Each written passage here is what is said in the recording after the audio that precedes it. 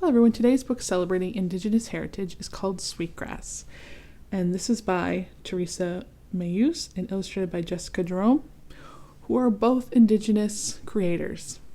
They are both of the Micmac tribe in Nova Scotia and Quebec, Canada. And before we begin, I'd like to jump to the back of the book, because sometimes the back of the book has some great information for setting the stage for the book. This section is called About Sweetgrass. Sweetgrass, with its pleasant fragrance, is known as one of the 4 sacred medicines. The other 3 are cedar, sage, and ceremonial tobacco. As in my story, many Indigenous people braid strands of sweetgrass together to burn in ceremonies such as sweat lodges, sacred fires, or smudging, or to use as decoration. Known as a purifier or cleanser of the mind, body, and spirit, sweetgrass smoke is used to help find a connection between us and the spirit world of our ancestors. Grown in the wild, sweetgrass can be found in many locations throughout Turtle Island, which is North America. In Mikamaki, it is harvested every year from marshy areas near the ocean or waterways from about June to August. Please remember that it is a sign of disrespect to make fun of sweetgrass or any sacred medicines used in ceremonies by Indigenous people. This author's disclaimer: the sharing of this teaching is a reflection of my own cultural journey and may vary from other personal or cultural beliefs. So she's kind of adding a note saying, this is my personal experience with sweetgrass, and other people, other Indigenous people from other tribes, from other parts of North America, may also use sweetgrass, but in a different way. That's always a good thing to remember, that one person can share their story, but they don't always represent every single person. Not every tribe is the same. Not every person is, even if you're from the same tribe, not every person is the same. And so it's good to remember that. But let's dive in and learn about the importance of sweetgrass in Indigenous culture.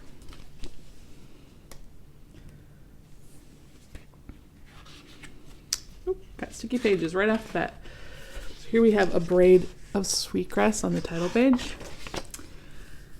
Here we have a lovely picture with a sweetgrass ring. It was early July, and Matthew's auntie was taking him and his cousin Warren sweetgrass picking. For the last 6 years, every year since turning 5, Matthew has gone on trips to pick sweetgrass with different members of his family, but this would be Warren's first time.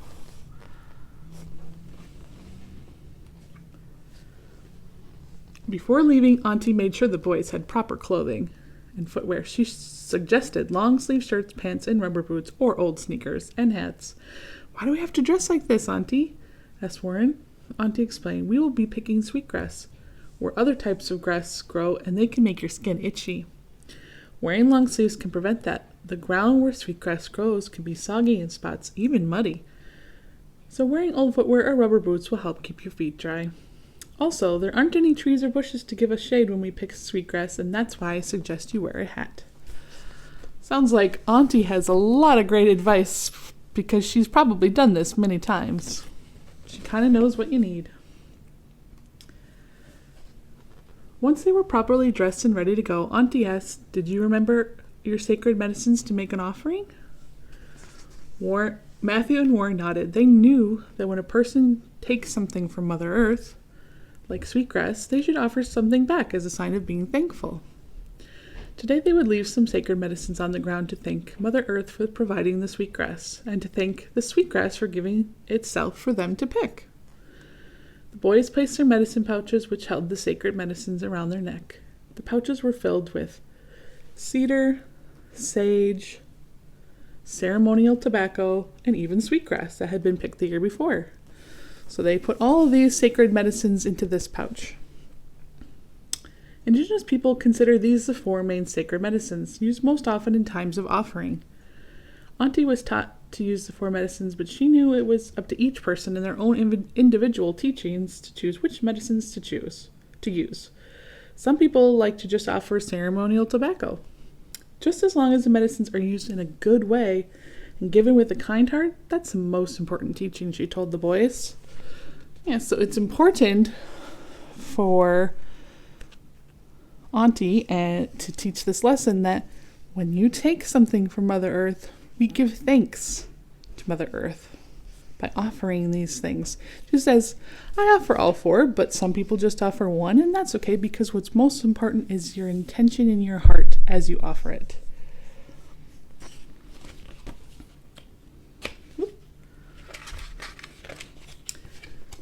On the drive, Auntie explained that they were headed to a marshland near the water, not far from where they lived.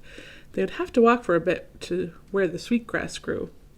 In our area, the best sweetgrass is found in the wild, where the salt meets the fresh water, said Auntie. Salt water meets fresh water, sorry. There's another type that can be planted in a garden and doesn't need as much water as the wild sweetgrass, she added. Less than an hour later, Auntie parked the truck near the ocean shoreline. Auntie grabbed her basket and told the boys to follow her. They carefully went down a small hill and walked along a narrow path. She's saying, yeah, you can grow sweetgrass, but where it grows in the wild is sort of this unique area where fresh and salt water meet along the shore. As they walked, Matthew and Warren admired the waves splashing along the beach and listened to the seagulls squawking overhead. Matthew was excited about looking for shells and stones along the beach. Soon they came upon an area of grass that stood as tall as them. Warren was amazed at the amount of grass and couldn't wait to start picking.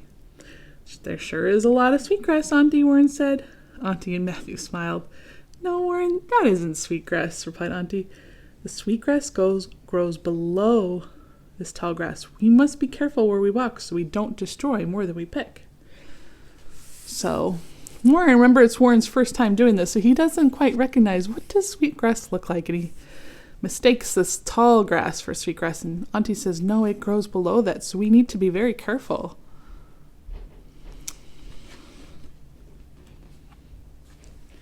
The boys followed Auntie into the tall grass, and she showed them where to start picking. Warren noticed that sweetgrass was shorter than the other grass, and the root area was purplish in color. The sweetgrass was also smooth, not sticky and sharp like the other grasses. Auntie explained that one way to identify sweetgrass is by how easily it's pulled from the ground. The short other grasses take more effort. We try not to take more than we need so that there's some to pick next year, she said. Some people even like to take some of the roots home and try to grow it in their gardens. Auntie smiled and said, planting it at home is not always successful, though, and that's why we come every year to pick the wild sweetgrass. See if you can kind of pick out which one of these you think is a sweetgrass. Remember, it's got purplish roots and it's shorter than the other grasses. Yeah.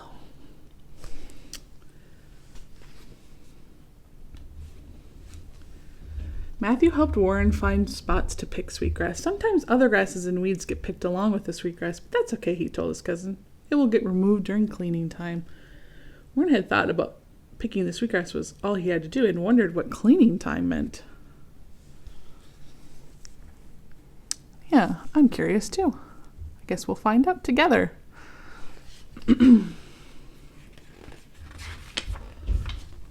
Excuse me. When they each had picked a handful of sweetgrass, Auntie showed the boys how to tie a regular piece of grass around the bundle to keep it together before picking any more. While Matthew picked, he thought of how the sweetgrass would decorate ash baskets and how it would be braided and dried and used in traditional ceremonies like smudging. He thought of how he would give some to the elders who weren't able to come and pick their own. I love that.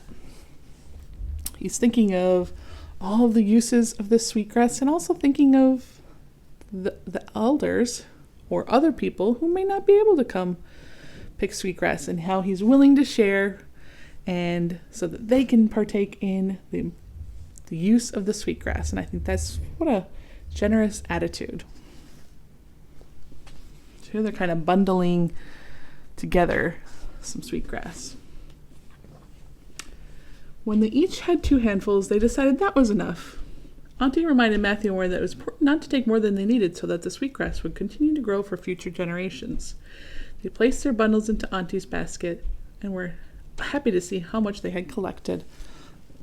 So even though sweetgrass is something they love and it's very important, they aren't taking more than they need because they know that if they take too much, there won't be any for next year or for future visits. And so they're making sure that they're only taking just as much as they need for the uses that they have. I think that's a great attitude as well. Then Auntie had the boys take out their sacred medicines and sprinkle them about Mother Earth. As they sprinkled, they silently said thank you to creation for providing this sweetgrass. Matthew and Warren also gave some sacred medicines to Auntie as a way to thank her for bringing them sweetgrass picking. Auntie hugged them both and offered her gift to Mother Earth too.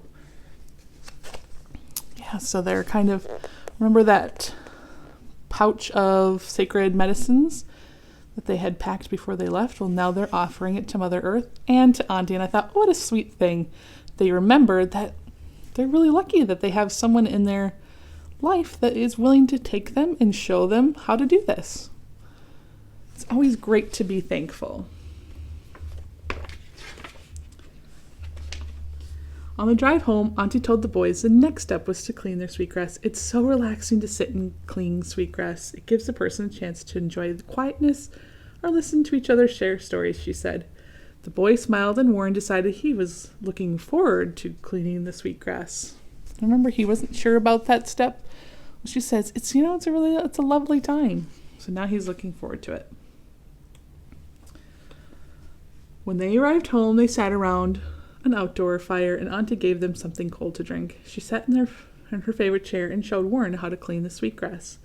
She picked a small bundle from a bundle and began pulling out the other types of grasses and weed that had been picked along with the sweetgrass. Using her fingers, she showed him how to snap off the sweetgrass's knobby ends. Matthew showed Warren how one piece of sweetgrass can actually be made into 3 pieces by sliding a finger down the blade, separated into 3 strands.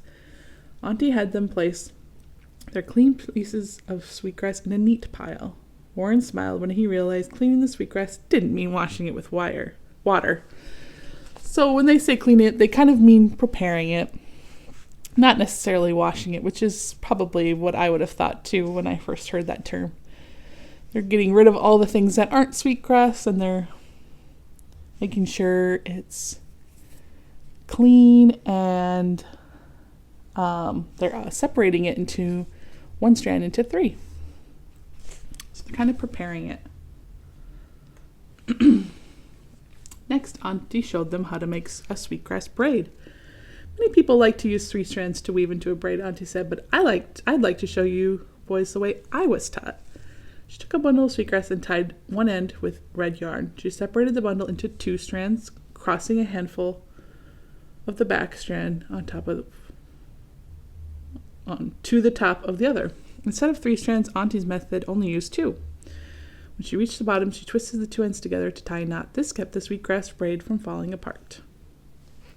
So she said, there's different ways to do it.